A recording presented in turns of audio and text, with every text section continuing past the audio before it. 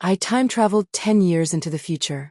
The gentle boy who once loved me deeply is now the city's most sought-after figure in the business world. He has everything going for him, yet the way he looks at me holds neither surprise nor joy. There is only a hollow void of coldness and hatred left. Everyone says that I owe him my life. I reunited with Charles at an evening banquet. His name was the most head-turning one in this social circle. Wherever he stood, his quiet, self-possessed aura made everyone around him seem a bit inadequate and on edge. Amidst the clinking of glasses, wave after wave of compliments from the guests washed over him. Someone teased with a smile. "I heard Charles is getting engaged soon. Congratulations in advance." Charles didn't reply, but his expression softened for a fleeting moment. He raised his eyes and cast a casual glance around, but the smile on his face abruptly froze. He saw me.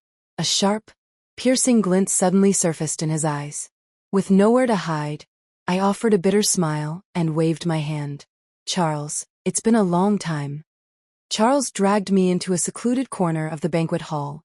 He gripped my chin, his icy gaze landing on my face like the edge of a blade. "Who sent you?" he demanded. "Who gave you permission to surgically alter your face to look like this?" He was furious. When Charles was 19, all it took was a gentle hug from me to quell his anger. But now, things were different. I quietly curled my fingers tight against the side of my leg, the bitter ache in my chest tightening in tandem. "Charles, it's me, Luna." He instantly let go of me, his eyes full of guardedness and disgust, as if he had touched something filthy. "Go back and tell whoever is behind you to come up with a fresher trick next time."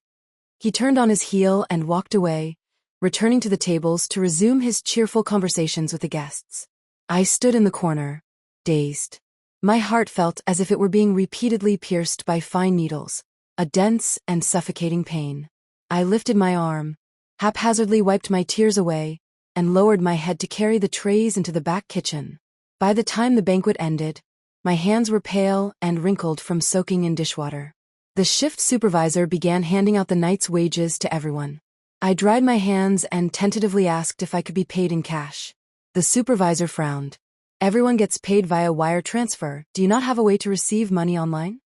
Having arrived in this timeline only half a month ago, I had noticed that most people didn't need physical cash to pay for anything. However, I stared awkwardly at the tips of my shoes. "I'm sorry, I don't have a phone." "Where did you even crawl out from? Not even having a cell phone?" Muttering under his breath, the supervisor dug through his pockets and pulled out a crumpled banknote. "This 20 is all I have. Take it or leave it." "Thank you." I took the money with both hands, but just as I was about to head into the kitchen to grab my jacket, I looked up and saw Charles standing around the corner. He was completely silent, and I had no idea how long he had been standing there watching. A wave of unprecedented humiliation completely engulfed me. I bolted. The howling, icy wind off the street whipped against my face, and a black sedan pulled up beside me. The window rolled down, revealing half of Charles's profile hidden in the shadows. "Get in," he commanded. He kept it brief and to the point.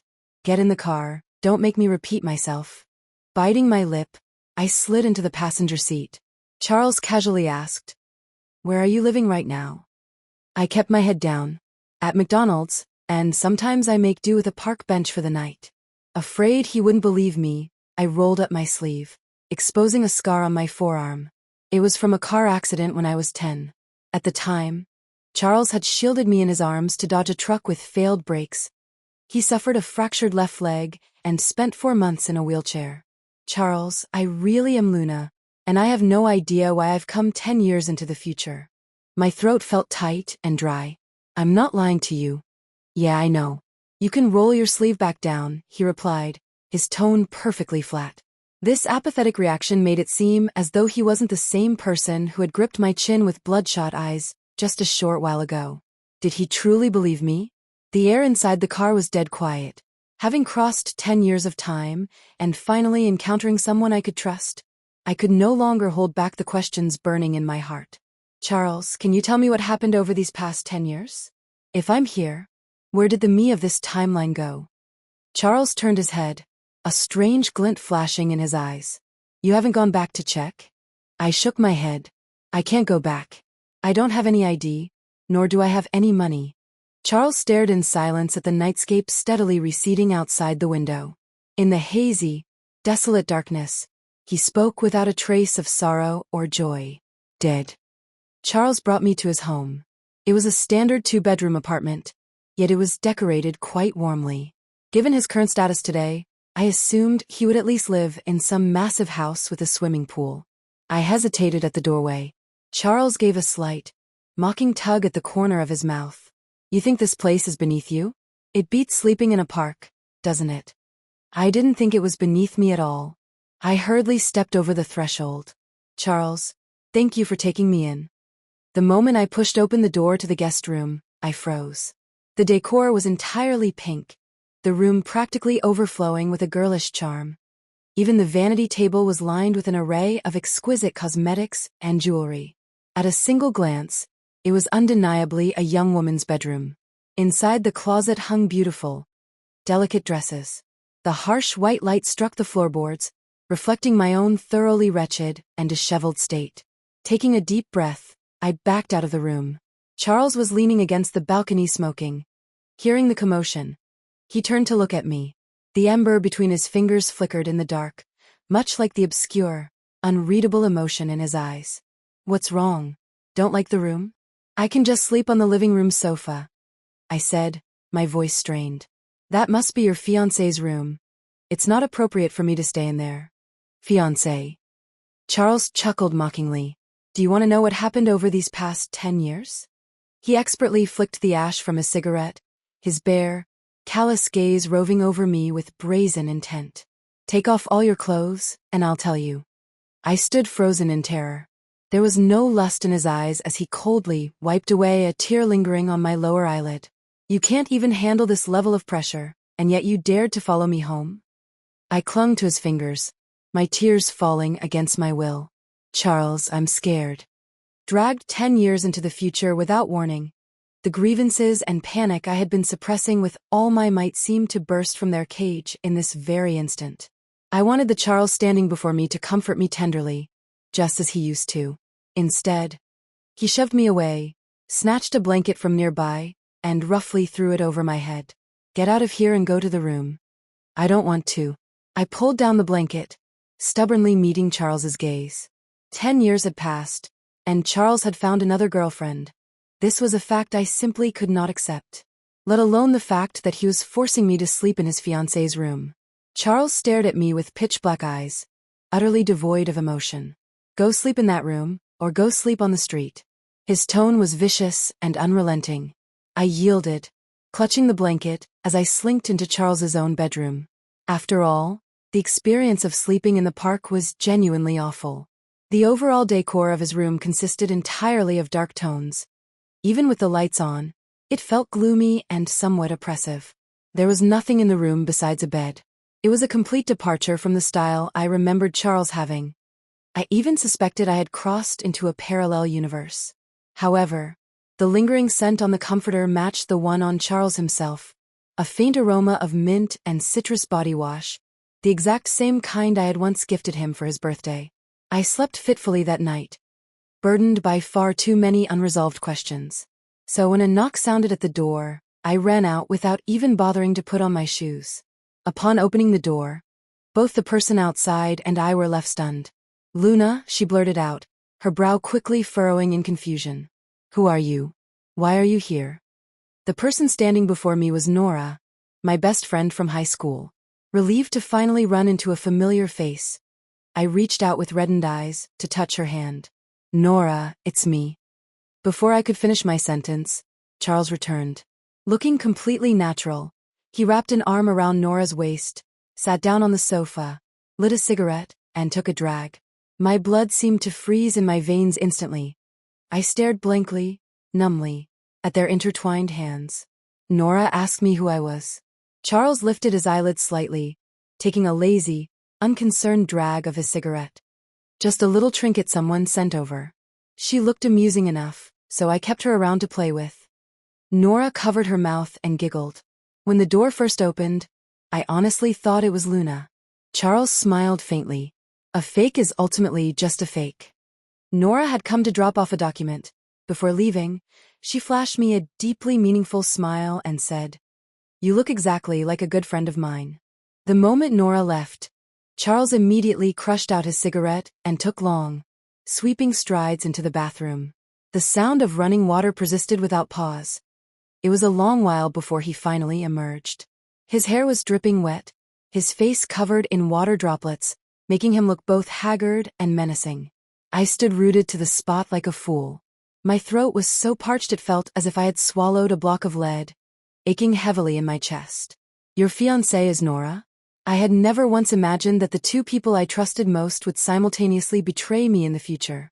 Charles pulled out another cigarette, but for some reason, his hands were trembling so violently that he clicked the lighter several times without producing a flame. Giving up, he tossed the cigarette aside. "Luna, how old are you this year?" 17? I answered in a daze. Charles laughed, raising a hand to pinch the bridge of his nose. "Truly just a child. Wait a few more years and you'll understand. What Nora can give me is something you never could. By staying with her, I don't have to waste 20 years fighting for things I might never even attain." He spoke with unhurried composure, his tone betraying not a hint of reluctance. I knew I should have cursed him out, yet my mouth opened and closed without a single word coming out. I knew the 10-year-old Charles, who had come to the children's home to visit me, secretly sneaking the sweetest piece of chocolate into my mouth. I knew the 15-year-old Charles, who, to celebrate my birthday, ran across the entire city just to track down the vintage ice cream truck that always frequented the street corners.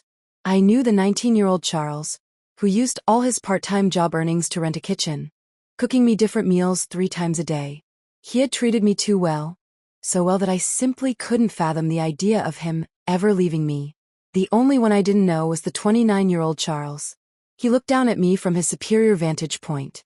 "I will arrange a new identity for you. As for the past 10-odd years, just treat it as a dream. If only that were possible. I wished that right now, this very moment, was the absurd dream." Charles had been sitting silently on the sofa, but when a phone call came through, his expression instantly changed. I had never seen him look so utterly panicked. He stumbled and nearly tripped over the coffee table. "I need to go to the hospital right now, and you're coming with me," he stated, grabbing my arm with an authority that brooked no argument. The place Charles brought me to was an upscale private hospital, which was currently in absolute chaos. Charles didn't even have time to deal with me. The moment he got out of the car, he sprinted desperately toward the ward. Nurses were whispering furiously in the corridors, murmuring about how the hospital had misplaced a brain-dead patient. The patient had seemingly vanished into thin air, and even the security footage failed to reveal the cause.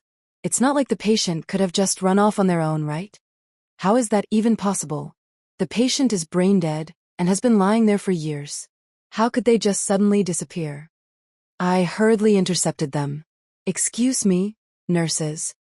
Could you please tell me the name of that brain-dead patient?"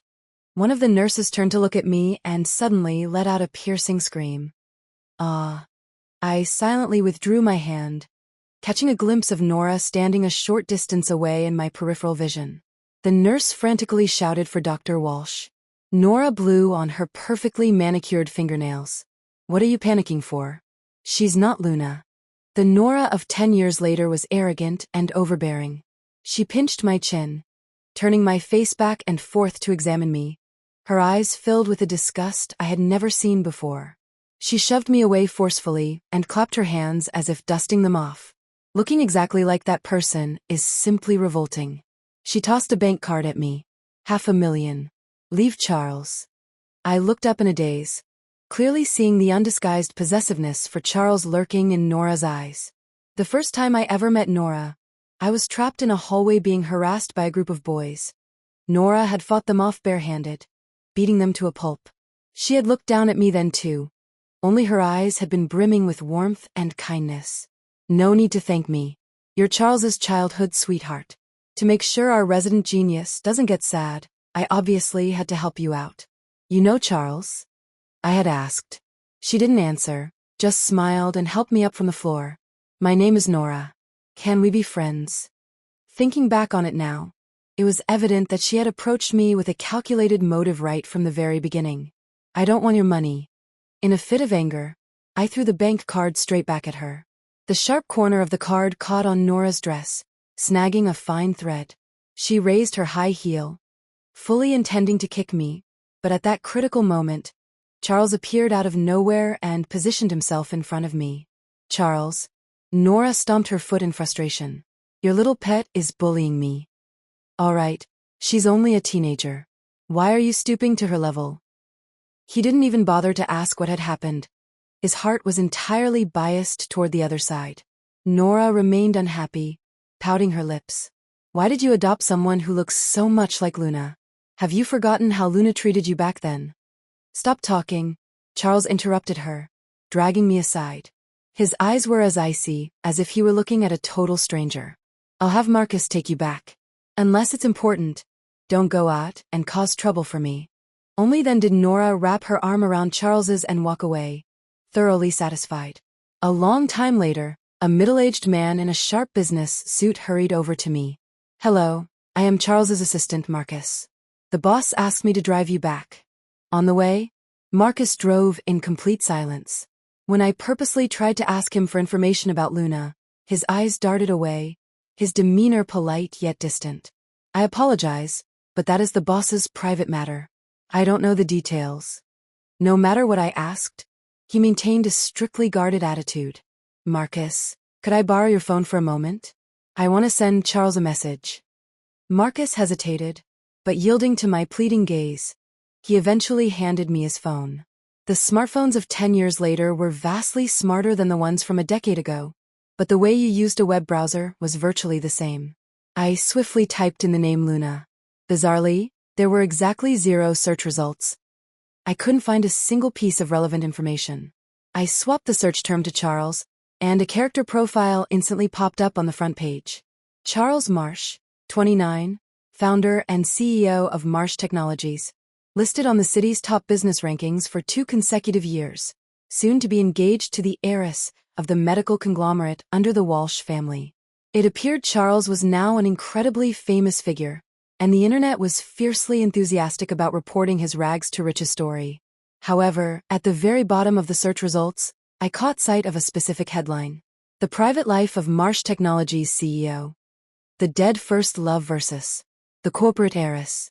Who did Charles Marsh truly love? Like a person possessed, I tapped on the link. Marcus seemed to sense something was amiss. What message do you need to send to the boss? Maybe I should do it. Startled, I quickly wiped the browsing history and locked the screen. It's nothing, we're almost there anyway. Charles had returned even earlier than I had, wearing loungewear. He sat cross-legged on the rug in front of the sofa, working on his laptop, a thin blanket draped over his legs, softening his edges slightly. Yet the moment he laid eyes on me, his gaze reverted to ice. There's leftover lunch on the dining table. I walked over and sat down at the table without a word.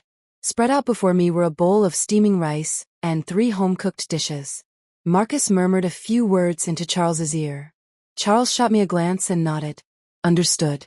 Head back to the office. There were clearly 2 people in the apartment, yet even the air felt frozen and heavy. I took a bite of the zucchini.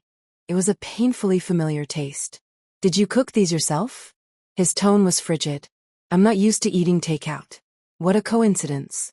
A month ago, I had ended up in the hospital vomiting and suffering from diarrhea after eating fried rice from a roadside stall. The doctor had diagnosed me with acute gastroenteritis, strictly advising me to eat bland food and to stop eating random outside meals. From that point onward, Charles had taken full responsibility for all 3 of my daily meals. Because his culinary skills were rusty, the food he made was quite mediocre, but I always lied and told him it was delicious. The taste was just as unpolished now as it had been back then. Was it really possible for someone to cook every single day for a decade and not improve their culinary skills in the slightest? I swallowed a mouthful of rice. White rice stained with my tears, soggy and slightly salty. Charles kept his eyes glued to his computer screen. Wash the dishes when you're done. Okay. I continued to sleep in Charles's bedroom. In the middle of the night, I walked out of the room holding a water glass and found Charles asleep on the sofa. Most men began to put on weight around his age, but Charles was incredibly thin. A man well over 6 feet tall, awkwardly curled up on a small sofa, looked undeniably pathetic. I carefully crouched down, but the moment my fingers brushed against him, Charles woke up. In the darkness, the freezing glare in his eyes shot straight at me. "What are you doing up this late?" He switched on the lamp, immediately noticing my hand gripping his pant leg. "You aren't even an adult, yet you're quite bold." Ignoring the mockery in his tone, I gritted my teeth and pulled up his pant leg in one swift motion. The sight before me stung my eyes. I gasped sharply and collapsed onto the floor. Below Charles's knee was a prosthetic leg gleaming with metallic silver. I distractedly recalled the article I had read on the phone earlier that day. The report claimed that I had become a wealthy businessman's secret mistress for money, and when my boyfriend Charles came knocking, I had ordered people to hack off both of Charles's legs while he was still alive. Did I do that? But how could I possibly do something like that to the Charles who had grown up protecting me? "Charles, that wasn't me. Is that so?" Charles arched his brow. "Actually, you showed up at the perfect time." Gripping my waist, he hauled me into his arms, his scalding palm roaming up my spine with ambiguous, suggestive intent. What's the fun in toying with a brain-dead person? Naturally, exacting my revenge on the living is much more entertaining. Don't you agree, Luna? I didn't dare lift my head. I was terrified of seeing the hatred in his eyes, and even more terrified of seeing the completely unfamiliar version of himself reflected there. Charles gave me a smartphone and seemed to lift all restrictions on me, save for one. I was strictly forbidden from stepping foot into his locked study. I resolutely refused to believe that I would abandon Charles for money. Yet, even after searching the internet for ages, I couldn't find a single trace of information about myself. Even the news article from before had been abruptly taken down. It was as if Luna had never existed in this world. Every day, Charles forced me to wash the dishes and mop the floors, all the chores I used to hate doing the most. And every night, he ordered me to complete 2 sets of SAT practice exams before I was allowed to sleep. Nora never showed up again. I felt as though I had returned to my life before the time travel. Except that Charles in front of me was fierce and devoid of human warmth. I no longer had anyone to act spoiled with. My first task upon seeing Charles every day was to atone for my sins. To atone for the Luna I could never possibly become. I buried my head in my practice tests, pondering what kind of retribution I would face today. Charles suddenly snatched the pen from my hand and tossed over a skimpy, revealing dress. "Put this on and accompany me to a gathering." "No," I said, throwing the dress back at him. "I haven't finished my test." Charles narrowed his eyes. "Luna, who do you think you're throwing a tantrum at?" I picked the dress up off the floor and draped it around my neck. I'll wear it, all right?" The pure white slip dress barely reached my upper thighs. Looking at my bare legs in the mirror, I felt mortified, dawdling as I walked to the door. Despite my revealing outfit, Charles didn't even spare me a proper glance, coldly seizing my wrist and dragging me outside. I thought he was simply trying to humiliate me again, but to my surprise, he actually took me to a nightclub. The intoxicating atmosphere, flashing with neon lights and flowing with alcohol, was something I had never experienced in my entire 17 years of life. The moment the private room door opened, over a dozen men turned in unison to stare at me. Charles gave me a push from behind. "Greet them." I forced a strained smile. "Hello, everyone." A man wearing gold-rimmed glasses in the center of the room paused, a chuckle slipping from his throat. "Charles, this little girl is quite cute. No wonder you treat her like a treasure and are so reluctant to bring her out for us to see." "You're exaggerating, Mr. Walsh. She's just a plaything unfit for public view." "Mr. Walsh?" I scrutinized him for a moment and realized he bore a striking resemblance to Nora. The man addressed as Mr. Walsh raised his hand, and a server opened 2 bottles of liquor, sliding them in front of Charles. "Nora is very unhappy about the wedding being postponed, and I can't just sit back and watch my sister be sad. Now can I? Either you drink it, or this little friend you brought drinks it. You choose." I finally understood why Charles had brought me here today. He was trying to make amends with his future brother-in-law. Just as Charles's hand touched the glass, I violently slapped it away. "I'll drink." I grabbed the bottle and chugged it straight from the neck. As the liquid seared down my throat, my entire stomach burned with agonizing pain. Charles stared at me, his expression entirely unreadable. It wasn't until I let out a boozy burp and grabbed the second bottle that Charles clamped down on my arm. That's enough. The so-called Mr. Walsh smiled, swirling his drink. Charles, it looks like this little girl is truly devoted to you. Why are you so incapable of showing a little pity? If you don't like her, why not just give her to me? I lifted my drunken eyes and saw Charles's Adam's apple bob slightly. He said, "Fine." I wondered if Charles even remembered. Today was my birthday. After downing an entire bottle of hard liquor, I was so drunk I couldn't tell left from right, slumped in a corner. I felt so sick I wanted to vomit, and I wanted to cry just as badly. I was nothing more than a cheap toy. With just a few words, Charles had unhesitatingly agreed to hand me over to the Walsh family in 3 days. When the drinking party ended, Charles carried me out of the private room on his back. When I first saw Charles 10 years in the future, I thought he was formidable to the point of being flawless. But now, resting on his back, I could clearly feel his uneven, limping gait, and his frail back was nothing but jutting shoulder blades that dug painfully into me. Charles's footsteps suddenly faltered. He turned his head to look at me, his expression as cold as ever. "What are you crying for?" "I told you long ago that I would ruthlessly exact my revenge on you. Being scared now is too late." I rubbed my tears away and hugged his neck tighter. "If I go to the Walsh family, does that mean they will give back the current Luna?" Charles's body instantly went rigid. It was actually an easy deduction to make. Who else could quietly make a brain-dead patient disappear, other than the Walsh siblings who controlled that very hospital? It was fine. This was perfectly fine. I forced a smile. Does this count as saving myself? Charles tightened his grip on my legs, but remained completely silent. Under the influence of the alcohol, I quickly passed out. When I woke up again, I was on an airplane, and in the empty first-class cabin, the only person I saw was Marcus. With a splitting headache from the hangover, I rubbed my sore, swollen eyes. Didn't he say he was going to hand me over to the Walsh family in 3 days?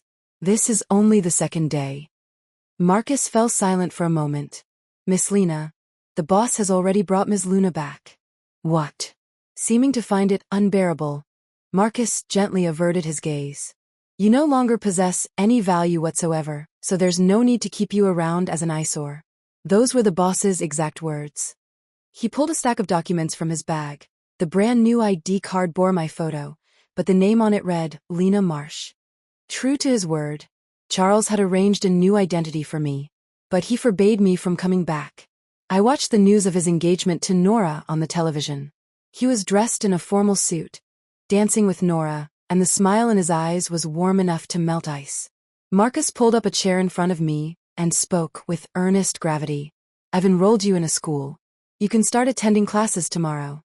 "Charles has lost a lot of weight," I murmured, caught off guard by the disconnected change in topic. Marcus blinked, then nodded unnaturally.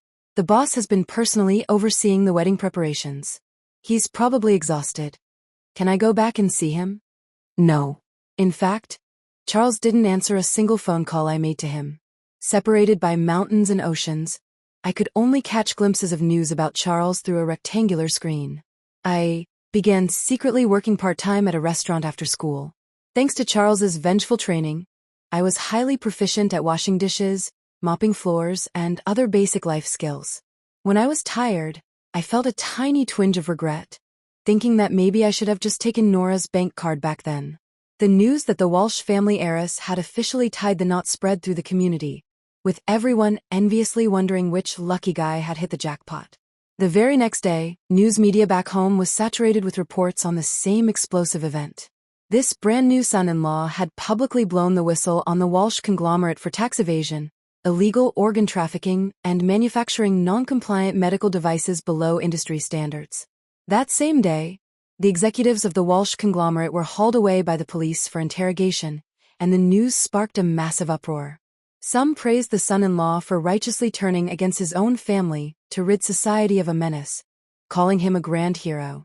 Others argued that sending his own inner circle to prison proved the man had a vicious and venomous heart. Still, others speculated that an unequal division of profits had driven the new son-in-law to turn traitor out of spite. Charles's reputation in the business circle completely plummeted. Using the money I had earned from my part-time job, I bought a plane ticket back. On the flight, I had a dream. For Nora's 18th birthday, she had invited me over to her house. There were many guests at her home that day, and after dropping off my gift, I had intended to leave, but a strange man covered my mouth and dragged me into a bedroom. Ripping, beating, abusing.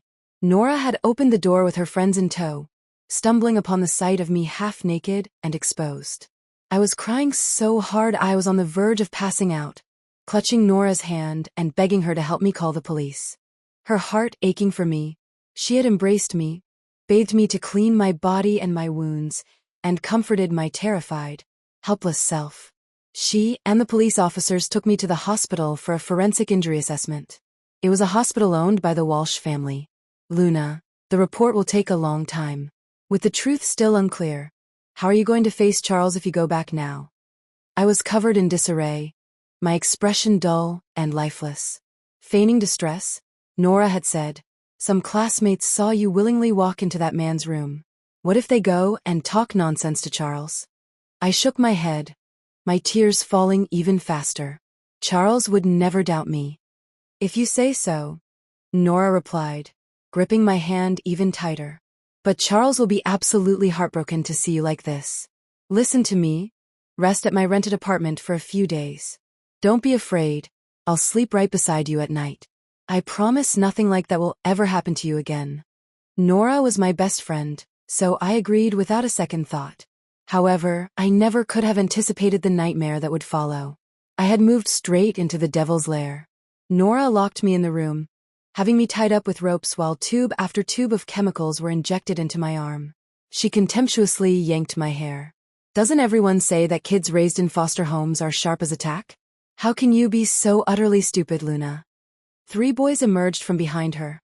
They were the exact same boys who had cornered me at school, the ones Nora had rescued me from. In that fleeting instant, I understood everything. Nora sneered. "No way, no way. Did you seriously believe I actually wanted to be your friend? I am obviously prettier and better than you. So why does Charles only ever have eyes for you? So stupid. You were still banking on calling the cops? Did you think the people taking your statement that day were real police officers?" As the drugs took hold, the last thing I saw before my eyes fluttered shut was Nora kicking one of the boys. "Haven't you guys been lusting after her? I'm giving you a chance today, just don't play with her until she's dead." Nora loathed me with a burning jealousy, making sure I experienced a torment worse than death. My arms were riddled with track marks from being forced to ingest numerous unknown drugs daily. Sometimes I felt weightless, floating on air, and other times it felt as though thousands of ants were gnawing at my flesh. Throughout those lightless, despairing days, I was rarely lucid, and eventually, I even began to hallucinate. Nora handed me over to the man who had violated me that very first day. Leaning close to my ear, she whispered, "An orphan from a foster home is dead just like that. Who would even care?" Nora's shrill voice echoed as if she were right beside me, jolting me awake from the nightmare. My back was drenched in cold sweat. Outside the window was the bright blue sky above the airport. I didn't even stop to grab my backpack. My only thought was rushing to see Charles as quickly as possible. But he wasn't home. It looked as if no one had lived there for a long time. A thick layer of dust coated the tables. The study door was left slightly ajar, unlocked. The moment my hand rested on the doorknob, I backed down again. Charles had told me that I was forbidden from entering his study. I had rushed back on the earliest morning flight, skipping breakfast, and was now starving through lunch. Marcus pushed the front door open, panting heavily. The instant he saw me, he breathed a sigh of relief and spoke into his phone.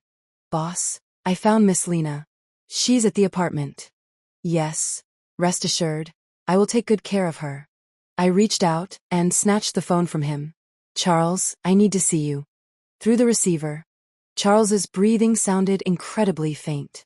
He spoke with a flat, unwavering cadence. "But I don't want to see you anymore." I clenched the phone tightly, my tears spilling out despite my best efforts. "Charles, I saw the medical report you hid in the car. Half a year ago. Terminal stomach cancer. So that was why he had been losing so much weight. Running a low-grade fever every day, his body burning up. Charles had kept it a secret from me, and I had pretended not to know. I just wanted to see him, to stay by his side, to do a little more for him. A long silence stretched over the line. Charles let out a quiet sigh. Since you know my time is running short, just stop bothering me. Desperate, I blurted out everything I had seen in my dream. I wanted to tell him that no matter which version of Luna it was, she had never, ever abandoned him. How could I bear to hurt the boy who had protected me as I grew up? Charles ruthlessly cut me off. So what is the point of you saying all this? He acted as if he hadn't heard a word, just as cruel and biting as he had been in the days past. No matter what happened over these 10 years, that's the entanglement between me and Luna. It has absolutely nothing to do with you. But I am Luna. You are not. Charles's voice was calm and aloof. The person I have loved and hated is the Luna who is already brain dead. You are Lena. You can only be Lena. With a single sentence, he completely threw me into the abyss. Reunited at the wrong time, the 17-year-old Luna and the 29-year-old Charles were nothing but strangers on divergent paths. Bonus chapter. Moonlight. From the moment he allowed Nora to approach him, watching his own hands turn from clean to filthy, Charles knew he had crossed a point of no return long ago. But before he completely withered and rotted away, he had to avenge Luna. No one knew better than he did just how kind-hearted the timid girl was, the one who stood in the corner of the children's home, too afraid to even fight for a piece of candy. He had never once believed that Luna would abandon him for money, even though his legs were crippled because of her. Later, he had found Luna covered in blood and filth on a rainy night. He lifted her into his wheelchair, her mouth full of blood blisters, barely clinging to life. She had nestled into Charles's embrace. She had said, "Hate me. I'm the one who failed you." Even though she confessed to it with her own mouth, Charles still refused to believe it. Biding his time for 8 years, he paid them back tooth for tooth, decimating every single person who had tortured Luna. The only one left was the chief culprit, Nora. Charles had amassed a wealth of evidence, yet he had never made a move. Nora's brother was conducting an experiment. If the trial succeeded, it might allow Luna to wake up again. Charles knew exactly how pathetic he was, actually believing a brain-dead patient could be brought back to life. But he had no other options left. To the point where he went mad, pinning his hopes on anything esoteric or inexplicable.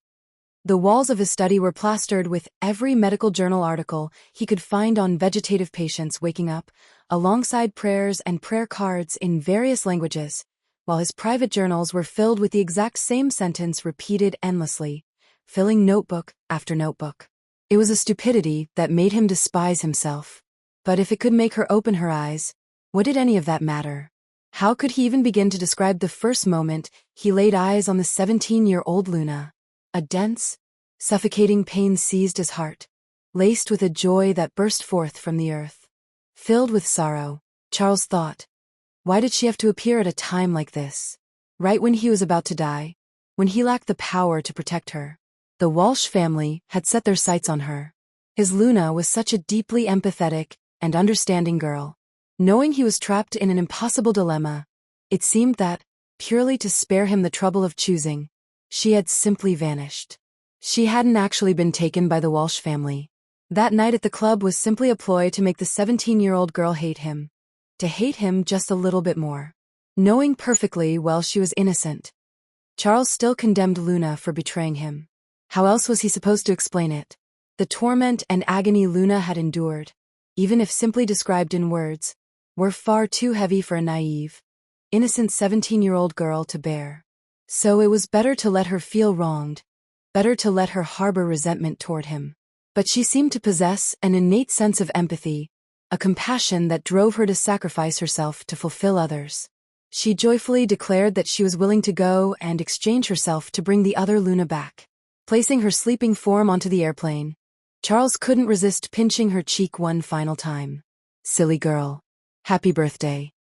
Charles leaned half upright in his hospital bed, his body already so frail that he needed an oxygen mask just to gather the strength to speak. Marcus sat beside him, recording every single instruction the boss relayed in a notebook. Erase every trace of his existence. Do not let Lena discover the study. Cremate and bury at sea. No tombstone is to be left for mourning. Purchase an apartment with high security near her school. When She Graduates High School, by Lena. A bouquet of fresh lilies. Charles suddenly stopped him, a faint smile gracing his pale, emaciated face. Never mind, if we send lilies she'll guess it's me. Send sunflowers instead. Marcus rewrote the line. Send Lena fresh sunflowers. After writing it down, Marcus considered for a moment. Miss Lena said she wants to study medicine in the future. Charles paused. Studying medicine isn't good. She's very easily frightened. After a moment's absent-mindedness, Charles smiled again. Her grades are excellent. Make sure you praise her a lot. Marcus recorded a vast array of details. For instance, when Lena started dating, he was to thoroughly investigate the man's character to ensure he was reliable. What about marriage? When Miss Lena gets married, should we send her a gift? Marriage. Charles gently rubbed his pinky finger, his voice incredibly soft. Don't send anything. Just disappear from her life. Her beautiful, boundless future shouldn't be tainted by a single trace of his shadow. Watching the boss's smile, Marcus felt an overwhelming wave of sorrow. Are you truly not going to see Miss Lena one last time? Charles turned his head, looking at his skeletal reflection in the mirror. There is no need. Bonus chapter. Facing the sun. Charles's funeral was kept exceptionally simple. It was on a rainy morning. I crouched outside the funeral home for a long time, watching Marcus emerge carrying a heavy, lifeless box. He shook his head at me. Lena, don't make this difficult for me. The boss specifically instructed that you are not allowed to attend his funeral. Where is the cemetery? I asked. He continued to shake his head. I'm sorry. Even in death, Charles refused to let me take a single step closer.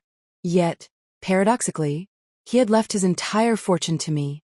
A lawyer arrived at my door with a will, thoroughly inspecting my identification documents. Ms. Lena, Mr. Charles has left you a vastly substantial amount of wealth. If I may be so bold as to ask, what was the exact relationship between the two of you? I stared down at Charles's handwritten signature at the bottom of the document. I was completely, utterly bewildered. Miss Lena is our boss's legally recognized niece. Marcus explained patiently. The boss said that he had no real family or friends, so rather than donating the money to a charity, he might as well give it to you. At least you're someone he was acquainted with. I lowered my head, my tears having already soaked through Charles's ID photo. In his eyes, was I merely just an acquaintance? The lawyer departed with the paperwork. The movers from the relocation company also arrived. I sat on the floor, my tears flowing more violently the more I tried to wipe them away. Seeming to pity me, Marcus helped me up and onto the sofa. Lena, the boss has already sold this apartment. He arranged another place for you to live. The movers worked swiftly. In less than half an hour, the living room and bedroom were completely cleared out. Two men wearing work gloves smiled at me. Miss, step aside for a moment. We're going to take the sofa out too. Where are you taking all these things? The mover scratched his head sheepishly. The boss told us to take it to the recycling center, but I noticed the stuff is still pretty new, so I was thinking of taking it home to use myself. Can I buy them back from you? Lena, Marcus frowned, shaking his head in clear disapproval. This is the boss's final dying wish. I hope you can respect it. His tone implied I was being an unreasonable child throwing a tantrum. But this was Charles's sofa. Charles used to sit right here working. At night, he would sleep on this very sofa, his long legs awkwardly and uncomfortably curled up. Marcus, please, let me keep it. Lena. He hesitated, caught between his orders and his sympathy. I scrubbed away my tears haphazardly. I understand. Just pretend I never asked. The noise in the apartment gradually faded as I watched the workers carry out the various pieces of furniture. In an instant, the place became chillingly empty. Charles seemed absolutely determined to eradicate every single trace of his existence. Finally, Marcus emerged from the study carrying a waist-high cardboard box filled entirely with Charles's work supplies. He crouched down in front of me and let out a gentle sigh. Lena, although I don't know why the boss insisted on doing things this way, I firmly believe that making you cry was never his intention. I was sobbing so hard I couldn't catch my breath, entirely incapable of absorbing his words. That was until a cold laptop was placed right beside my hand. I've deleted all the important files on it. If you want to keep something to remember him by, keep this. I looked up in utter disbelief. But Marcus had already shifted his gaze away. Thank you. I gingerly gathered the laptop into my arms. This was the final thing Charles had left me, even if he hadn't willingly offered it himself.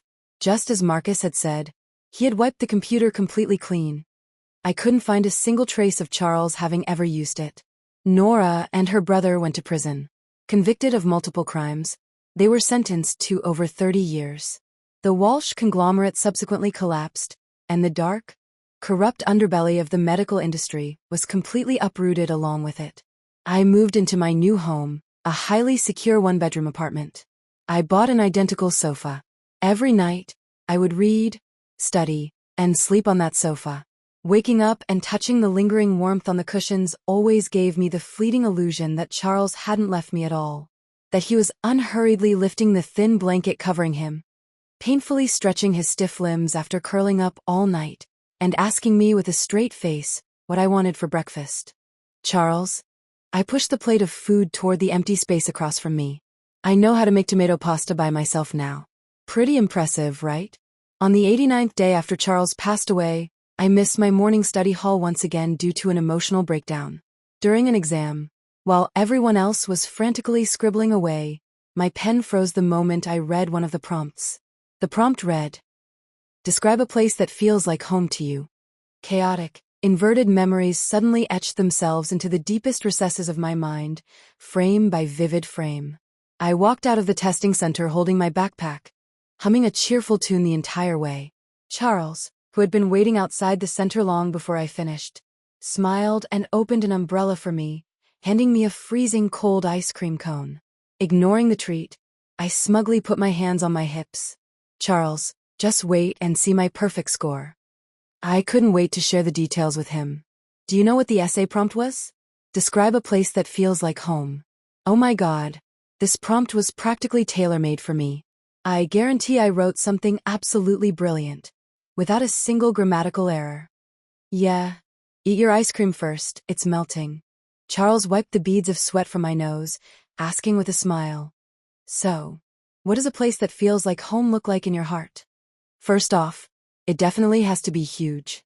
It needs a vanity table with a massive pink bow, closets full of gorgeous clothes, and all my favorite dolls. Plus, it has to be my own completely private space, and stinky boys like you aren't allowed inside. I threw my hands open, gesturing wildly with animated expressions, while Charles lowered his head and listened intently, even giving it some serious consideration.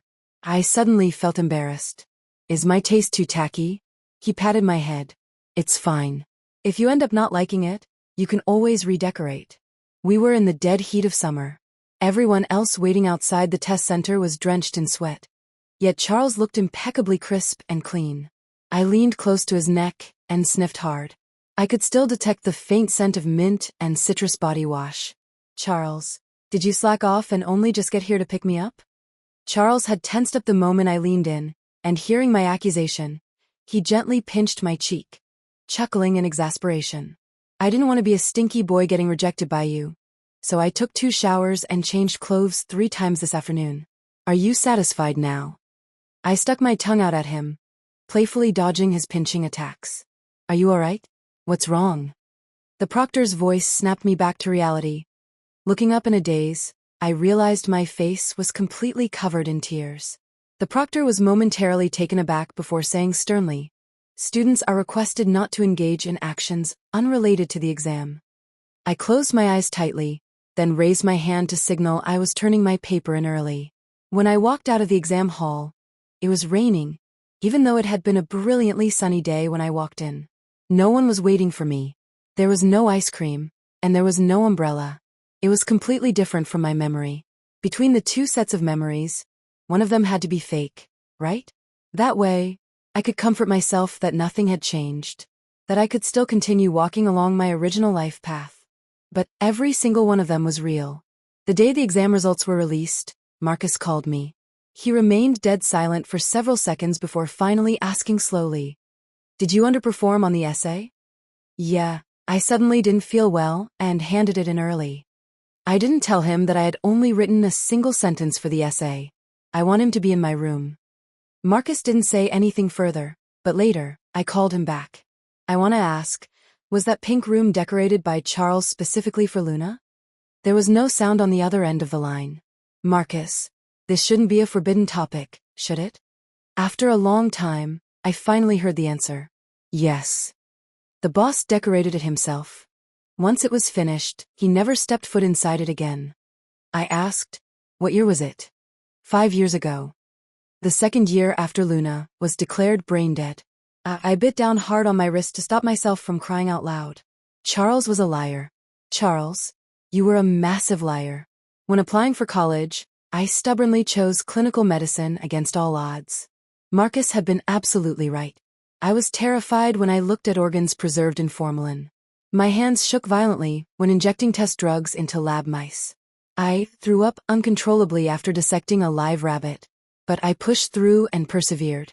Graduation season finally arrived. I was accepted into a graduate program at a top-tier medical school. Marcus brought his wife to congratulate me. They held a massive, beautiful bouquet of sunflowers in their hands. I never would have imagined back then that such a crybaby would actually have the guts to study medicine. If the boss knew. He abruptly cut himself off. I smiled and finished the sentence for him. If he knew, I would absolutely have to jab him with a needle or two.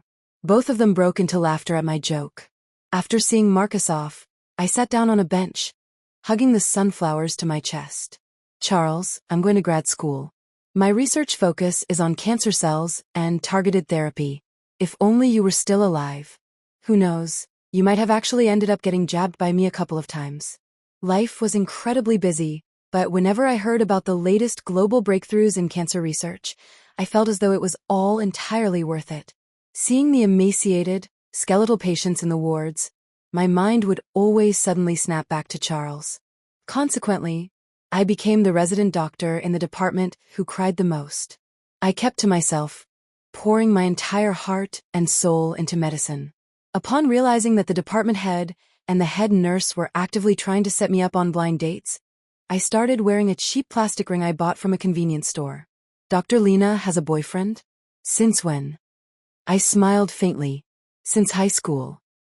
How come we've never seen him around? I slowly twisted the ring on my finger. He's busy decorating our new home. Gradually, everyone learned about my mysterious boyfriend. Completely by chance one day, I was assisting the department head with revising a newly written academic paper.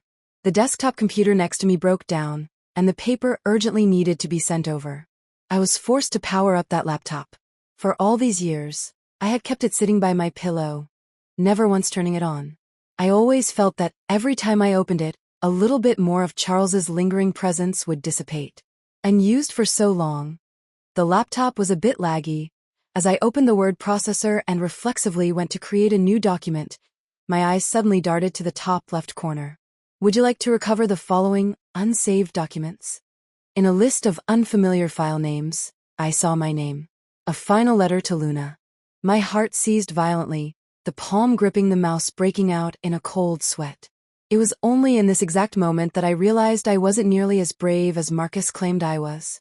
I was brave enough to wield a scalpel, yet I lacked the courage to read a letter from several years ago. Lena, are you done editing the paper? The department head is rushing us in the group chat. A colleague pushed the door open abruptly, causing my hand to jerk, accidentally clicking, recover document. The screen instantly filled with words that seemed to breathe, plundering all the oxygen from the air around me. A final letter to Luna. This should be the very last thing I can leave behind for you.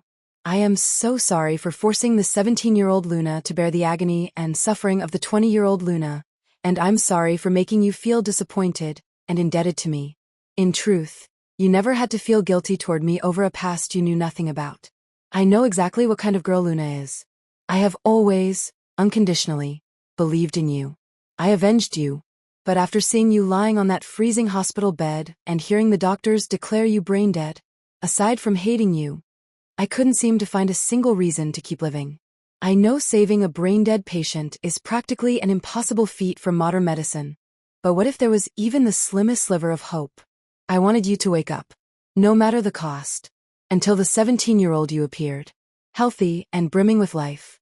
I was in so much pain back then, wondering why you had to appear in front of me now. Of all times, right when I was about to depart this world. I never had the chance to guide the 17-year-old Luna as she grew up again. Perhaps on the night the doctor declared you brain dead, I had already lost you forever. You are Lena now, and you can only be Lena. A Lena who has never been hurt, with a future holding infinite possibilities. Whether as your boyfriend or as Uncle Charles's, I should be dead in your memories. If you can't forget, then try to hate me. Hatred is a form of strength. You will grow up eventually, and then you'll realize that Charles was just a painfully ordinary person, and the years spent in his arms were merely a trivial, dispensable memory. Keep your face toward the sun, Luna. I clutched the laptop and wailed, sobbing uncontrollably. 8 years ago, I had never received this letter. My colleague asked me in shock what was wrong, but completely ignoring her, I dialed Marcus's number with trembling hands. The letter. Charles wrote me a letter, didn't he? A long silence fell over the other end of the line. Yes, during his final days, the boss did write a letter. He told me to print it out and hand it to you after he passed. Why didn't you give it to me? The boss never ended up sending the letter to me. He seemed to hesitate for a long time before letting out a long, heavy sigh. The boss said that a dying man has no business leaving anything behind for people to mourn over. Charles hadn't just lied to me. He was unimaginably cruel. So cruel that he wouldn't even leave me the right to miss him. Marcus's voice drifted through the receiver. Lena, even in the very last moments of his life, the boss was trying with all his might to protect you. Please don't blame him. How could I possibly blame him? 8 years, Charles. Did you ever miss me like this too? Even when everyone told you that I was the reason you lost everything. If you had just been willing to trust, would you have suffered so much less? I hugged the laptop to my chest, crying until my heart was torn to pieces. The air grew thin, my vision blurred, and it felt as though the divided dimensions of space were suddenly twisting and folding in on each other, ruthlessly compressing my chest again and again. In the very last moment before I lost consciousness, a familiar voice echoed in my ears. This is the world 10 years in the future that you have witnessed. You will die, and the person you love will die too. Do you want to save him? Do you want to choose your life all over again? Bind with the system, repair the fractures in this world, and everything will have a chance to be rewritten. Have you made your decision? I suddenly remembered exactly why this voice sounded so familiar. When I was 17, I had heard this exact same voice in a dream.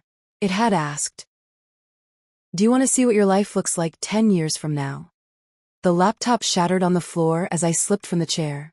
Everything before my eyes faded into absolute darkness. I choose to bind.